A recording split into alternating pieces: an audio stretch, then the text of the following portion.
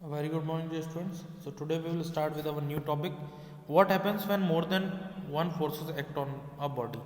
जब एक से ज़्यादा फोर्सेस अप्लाई किए जाएंगे किसी बॉडी पर तब क्या होगा उस केस में। ठीक है, अभी तक we were taking the example of opening door, है ना, पुशिंग एन एलमीरा। तो ये सब एग्जांपल हम ले रहे थे, इसमें सिर्फ एक तरफ से ही हम फोर्स लगा रहे थे, है ना। अगर दो लोग फोर्स लगाएं तब क्या होगा, देखिए इसमें टू केसेस होते हैं। If two forces act in the same direction, अगर दोनों फोर्सेस एक ही डायरेक्शन में लगे, जैसा कि यहाँ पर डायग्राम में आप देख सकते हैं 11.7, two forces applied in the same direction, एक ही डायरेक्शन में दोनों लोग फोर्स लगा रहे हैं, तो उस केस में क्या होगा, जो रिजल्टेंट फोर्स होगा is obtained by adding the magnitude of each of the forces. दोनों फोर्सेस का मैग्नीट्यूड ऐड हो जाएगा इसमें। मैं बता देता हूँ आपको, जो फोर्स को मेजर करने की यूनिट जो है वो न्यूटन है। जैसे कि लेंथ को मेजर करने के लिए हम मीटर यूनिट का यूज़ करते हैं, 10 मीटर 5 मीटर। तो फोर्स को मेजर करने के लिए हम यहाँ पर न्यूटन लगाते हैं। ठीक है, Newton is the unit of force. Clear. तो यहाँ पर अगर दो लोग फोर्स लगा रहे हैं, मान लीजिए एक 5 न्यूटन का लगा रहा है, दूसरा 10 न्यूटन का फोर्स लगा रहा है, तो जो इस बॉडी पर, इस ऑब्जेक्ट पर जो रिजल्टेंट फोर्स होगा that will be 15 newton. Clear. Second case आ जाता है, if two equal forces act in opposite direction, अगर दोनों तरफ से बराबर जो है मैग्नीट्यूड का फोर्स लगने लगे तो क्या होगा। तो it is very understood and very common कि वो चीज़ जो है वो अपनी जगह से मूव नहीं कर पाएगी। मान लीजिए दो बच्चे हैं, दोनों ने अगर 5-5 न्यूटन का फोर्स लगा दिया, है ना, अपोजिट डायरेक्शन में, तो वो चीज़ मूव नहीं कर पाएगी। आप सेम पावर से किसी टेबल को धक्का दीजिए दोनों तरफ से, इधर से भी और उधर से, तो उस केस में क्या होगा, the table will not move. यहाँ पर देखिए, if two equal forces act on an object in the opposite direction they balance और कैंसिल ईच अदर, एक दूसरे को बैलेंस कर देंगे और कैंसिल कर देंगे। ठीक है, the net force on the object is zero, जो ऑब्जेक्ट रखा होगा बीच में उस पर जो नेट फोर्स हो जाएगा वो कितना हो जाएगा, जीरो हो जाएगा। So the object does not move from its place, तो ऑब्जेक्ट जो है वो अपनी प्लेस से मूव नहीं करेगा। नेक्स्ट केस आ जाता है, इफ टू अनइक्वल फोर्सेस, अगर दोनों फोर्सेस जो है वो अनइक्वल है, मान लीजिए एक ज़्यादा है एक कम है, तो उस केस में जो है ऑब्जेक्ट मूव करेगा किसकी डायरेक्शन में करेगा, जिसका फोर्स ज़्यादा होगा। दो बच्चे हैं, एक 10 न्यूटन का फोर्स लगा रहा है और एक 20 न्यूटन का फोर्स लगा रहा है, तो जिधर से 20 न्यूटन का फोर्स लग रहा है टेबल उसी डायरेक्शन में मूव करेगी, क्योंकि उसका फोर्स जो है वो ज़्यादा है। तो ऐसे फोर्सेस को हम अनबैलेंस्ड फोर्स भी कहते हैं, और जिसमें मैग्नीट्यूड सेम हो जाता है दोनों तरफ से अपोजिट डायरेक्शन में, उसको हम लोग बैलेंस्ड फोर्स भी कहते हैं। Now here the new topic is types of forces, है ना। There is a variety of forces around us. All of us can be broadly categorized into contact and non-contact force. वैसे तो बहुत सारे force हैं हमारे इधर उधर, जैसे कि gravitational force, muscular force, frictional force, ठीक है, इलेक्ट्रोस्टैटिक फोर्स, मगर जो मेन इनका जो डिवीजन का क्राइटेरिया है वो पहले लिया है हमने कॉन्टैक्ट और non contact force.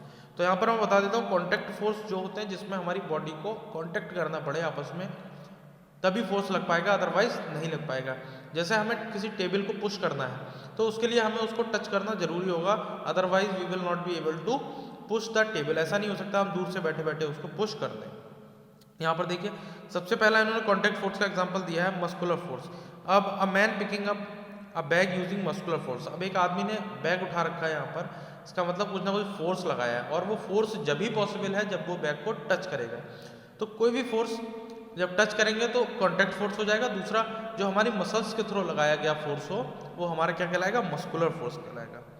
Now next one is mechanical, जो मशीन्स के थ्रू फोर्स लग जाए वो क्या है बेटा, वो मैकेनिकल फोर्स है। देखिए, when a body moves with the help of machine the force exerted by the machine is called the mechanical force. जो मशीन के थ्रू फोर्स लगाए उसको क्या बोलेंगे, मैकेनिकल फोर्स।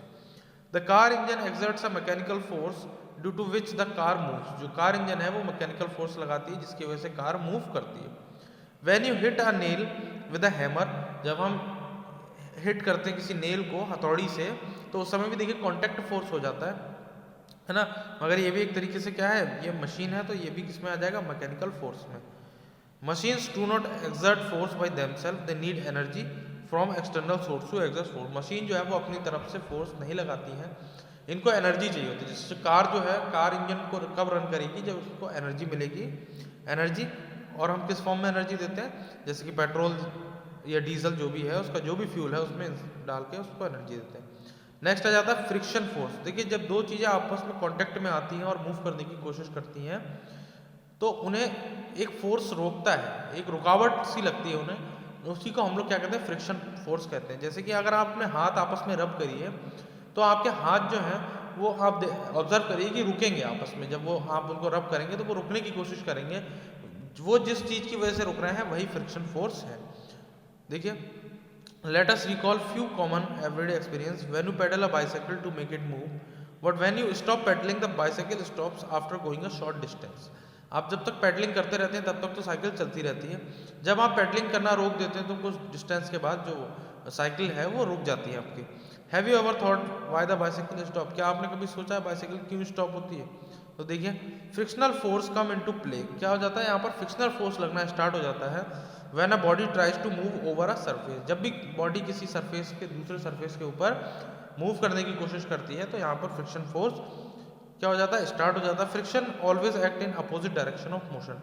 फ्रिक्शन हमेशा मोशन के अपोजिट डायरेक्शन में लगेगा। Hence it is hence if there is no continuous force acting on a body to make it move, the body stops after moving a short distance और takes time to catch up speed. यहाँ पर football का भी example हम ले लेते हैं। Football को अगर आप किक करेंगे तो definitely it will go and stop at some distance. Here the example of ceiling fan is also given to you. आप सीलिंग फैन का स्विच ऑफ कर देते हैं, उसको मैकेनिकल एनर्जी देना बंद कर देते हैं, तो you will observe that after some time the ceiling fan will stop, अपने आप रुक जाता है, क्योंकि उसमें भी फ्रिक्शन क्रिएट हो रहा है। नेक्स्ट आ जाता है हमारा नॉन कॉन्टैक्ट फोर्स। वो फोर्स है जिसमें हमें एक दूसरे बॉडीज को टच ना करना पड़े। Such type of force is called non contact forces. इसमें आपको पहला दे रखा है, देखिए, मैग्नेटिक फोर्स। अब मैग्नेट आपने सभी ने देखी होगी बेटा, मैग्नेट में क्या होता है, टच नहीं करना पड़ता, दूर से ये आयरन के पीस को अपनी तरफ अट्रैक्ट करती है ना।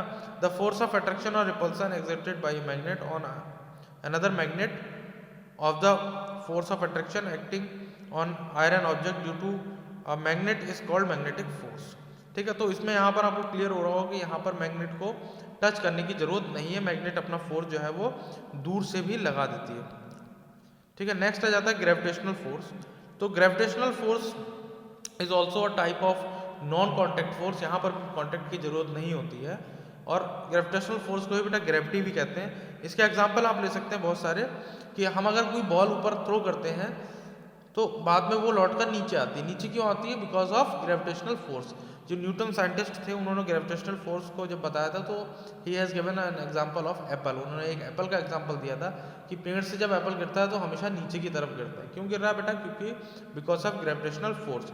हम जो आज ये अर्थ के सरफेस पर चल पा रहे हैं, ये भी क्या है? It is also because of gravitational force. ये सिर्फ और सिर्फ ग्रेविटेशनल फोर्स, क्योंकि एक अट्रैक्शन है हमारा। और ग्रेविटेशनल फोर्स में कांटेक्ट की कोई ज़रूरत नहीं है। अगर हम अर्थ सरफेस के कांटेक्ट में नहीं भी है तब भी ग्रेविटेशनल फोर्स हम पर लगता रहता है। अगर ये फोर्स नहीं लगेगा, जैसे कि कहा जाता है कि मून पर ग्रेविटेशन बहुत कम है, तो हम लोग हवा में रहेंगे। ठीक है, हमारी बॉडी का वेट बहुत हमें कम महसूस होगा। So thank you very much dear students, that's all for today.